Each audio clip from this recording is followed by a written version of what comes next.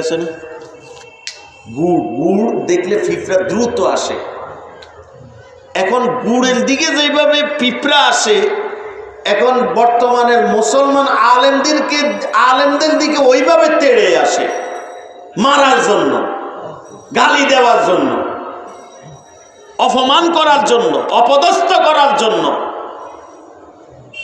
কিন্তু তুমি এটা জানো না, এই আলেমরা হইল বরের জাতি। কিসের জাতি?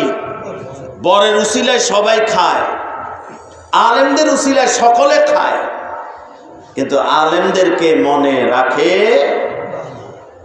কার উসিলায় সিন্নি খাইলি, কার উসিলায় সিন্নি খাইলি বেটা, তারই চিনলি না। সেদিন কিন্তু আলেমরা একটা ফাইনাল খেলা খেলবে।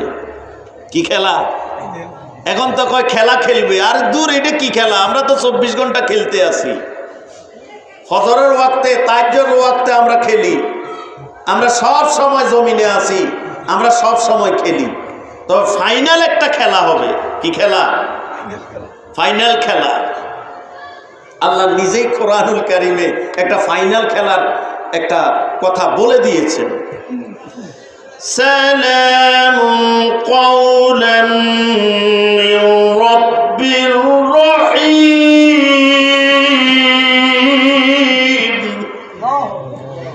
ওয়ামতাজুল ইয়াওমা আইয়ুহাল মুজরিমুন।